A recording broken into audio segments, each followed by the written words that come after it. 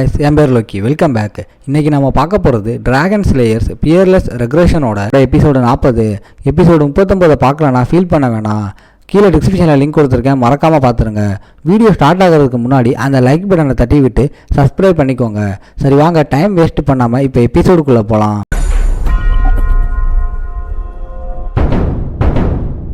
எபிசோட ஸ்டார்டிங்லேயே ஆர்த்தர் சொன்னது வார்னிங்கா இல்லை சும்மா சொன்னாரான்னு நம்ம ஆளு மண்டையை போட்டு பிச்சுக்கிறான்.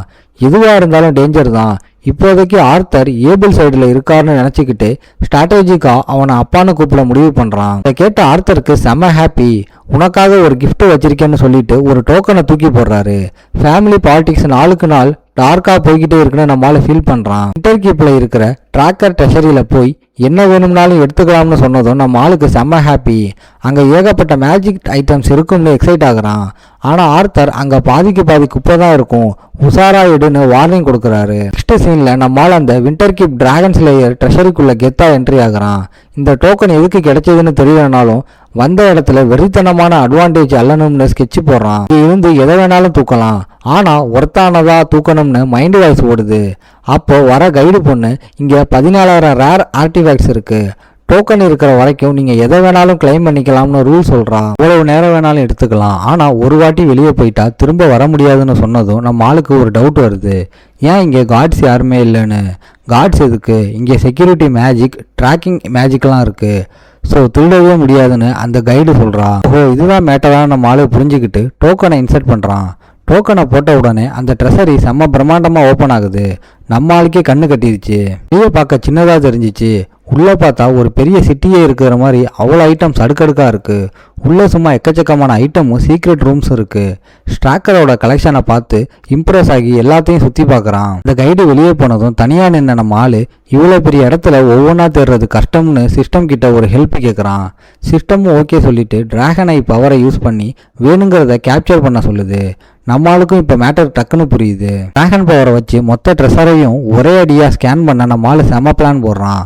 சும்மா ஜெட் வேகத்தில் தன்னோட ஷேடோலெஸ் ஃபுட்வொர்க் மேஜிக்கை யூஸ் பண்ணி அந்த இடத்தையே ஒரு ரவுண்ட் அடிக்கிறான். எல்லாம் முடிஞ்சதும் சிஸ்டம் ஒரு ரிப்போர்ட் கொடுக்குது. மொத்தமும் 17,138 ஐட்டம் இருக்குன்னு காட்டுது.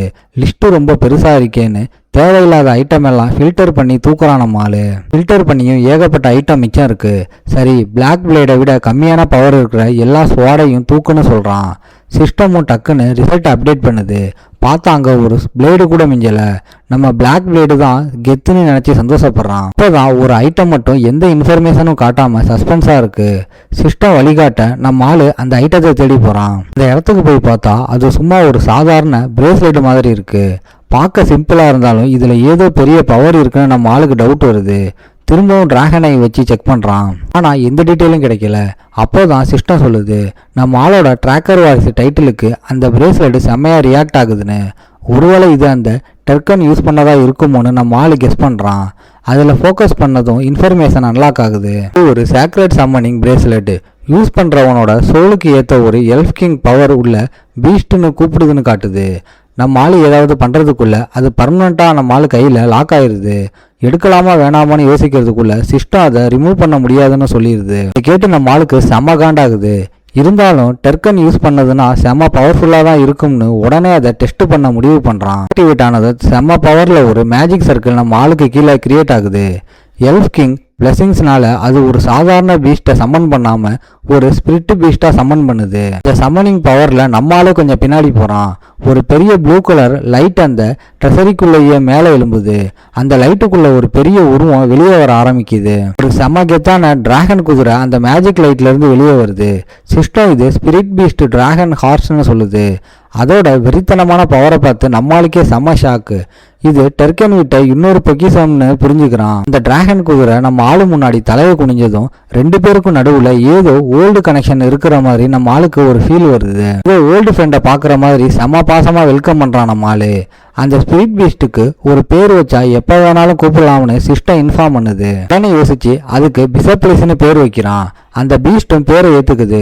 சிஸ்டம் இதை எலைட் ஸ்பிரிட் பீஸ்ட் டிராகன் குதிரைகளுக்கே கிங் அப்படின்னு சொல்லுது. இதை கேட்டதும் நம்ம ஆளு செம்ம இம்ப்ரெஸ் ஆகுறான். ஆனால் ஏதாவது யோசிக்கிறதுக்குள்ள அந்த குதிரை டக்குன்னு நம்ம ஆளை தூக்குது. தன்னோட முதுகுல உட்கார வச்சதும் நம்ம ஆளுக்கு ஒன்றுமே புரியலை. அப்புறம் தான் தெரியுது மேலே உட்காந்து ரைடு போக கூப்பிடுதுன்னு. எனக்கு பிடிச்ச மாதிரி ஓடுன்னு சொன்னதும் அந்த குதிரை ஒரு ராக்கெட் வேகத்தில் ட்ரெஸரிக்குள்ளே செம்ம ஸ்பீடாக ஓடுது. அந்த ஸ்பீடுலேயும் எந்த சத்தமும் வராததை பார்த்து நம்மளுக்கே செம்ம சர்ப்ரைஸ். ஏதோ ஸ்பெஷலான பீஸ்ட்னு நம்ம ஆளுக்கு புரிஞ்சிருது. அப்போ இன்னொரு சர்ப்ரைஸ் நடக்குது. அந்த குதிரை காலை தரையில் அடித்ததும் அதோட கொம்பில் இருந்து ஒரு மேஜிக் சர்க்கிள் பவர்ஃபுல்லாக வருது. அதுக்கப்புறம் டெஸ்டிங்லாம் முடிஞ்சதும் சீன் ட்ரெஸரியை விட்டு கட் ஆகுது. நம்ம ஆள் வண்டியில் திரும்பி வரும்போது அந்த பிரேஸ்லெட்டை நம்ம ஆள் எடுத்ததை பார்த்து கைடு கன்ஃபியூஸ் ஆனது ஞாபகத்துக்கு வருது. அப்போதான் அவங்க அப்பாவோட வார்னிங் நம்ம ஆளுக்கு ஞாபகம் வருது. உள்ள நிறைய வேஸ்ட் ஐட்டமும் இருக்குன்னு அப்பா சொன்னது இப்போதான் புரியுது. நம்ம ஆளோட டைட்டிலுக்கு மட்டும்தான் அது வேலை செஞ்சிருக்கு. ஸோ வேற யாருக்கும் அதோட உண்மையான வேல்யூ தெரிஞ்சிருக்க சான்ஸே இல்லை. ஆனால் நம்ம ஆள்கிட்ட இருக்கிற வாரிஸ் டைட்டிலை பார்த்ததுக்கு அப்புறம் தான் அதுவே அன்லாக் ஆச்சு. சிஸ்டம் காட்டுற இடத்துல மட்டும் இல்லாமல் டெர்கினோட சீக்ரெட்ஸ் வெளியிலையும் செதறி கிடக்குன்றதை நம்மளால புரிஞ்சுக்கிறான். இந்த அன்எக்ஸ்பெக்டட் கிஃப்டை நினச்சி ஹாப்பியாக வீட்டுக்கு நம்மளால கிளம்புறான். உள்ளே வந்ததும் யாரோ ஒருத்தன் நம்ம ஆள் அஃபீஷியல் நைட் ஆனதுக்கு விஷ் பண்ணுறான். யாருடா சம்பந்தமே இல்லாமல் பேசுறதுன்னு நினைக்கிறான். அந்த மாஸ்க் போட்ட ஆள் மாஸ்கை கலட்டுறான். அவன் கிளிஃப் ரெயின்ஹார்டு. நீங்கள் இப்போ அஃபீஷியல் நைட்டு, அதான் இந்த மரியாதைன்னு அவன் சொல்ல, இனிமேல் சொல்லாமல் கொள்ளாமல் இங்கே வராத, நமக்குள்ளே இருக்கிற லிங்க் வெளியே தெரிஞ்சா என் பிளானே டோட்டலாக டேமேஜ் ஆகிடும்னு நம்மளால வார்னிங் கொடுக்குறான். அதுக்கு கிளிஃப் சாரி கேட்டுட்டு ஒரு விஐபி உங்களை அர்ஜென்ட்டாக பார்க்கணும்னு சொன்னாங்கன்னு ஒருத்தைய முன்னாடி நிறுத்துறான். அவள் வேற யாரும் இல்லை, ரெயின்ஹார்டு மெர்ஜென்ட் கில்டோட ஓனர் ப்ளஸ் அவளோட ரியல் ஃபேஸ் அர்லென்சியாவோட பஸ்ட் பிரின்சஸ் மெலிசா அர்லென்சியா. இதோட இந்த எபிசோடு ஓகே காய்ஸ், இன்னைக்கு ஸ்டோரி எப்படி இருந்துச்சுன்னு கமெண்ட்ல சொல்லுங்க. இந்த வீடியோ பிடிச்சிருந்தா மறக்காம லைக், ஷேர் அண்ட் சப்ஸ்கிரைப் பண்ணிருங்க.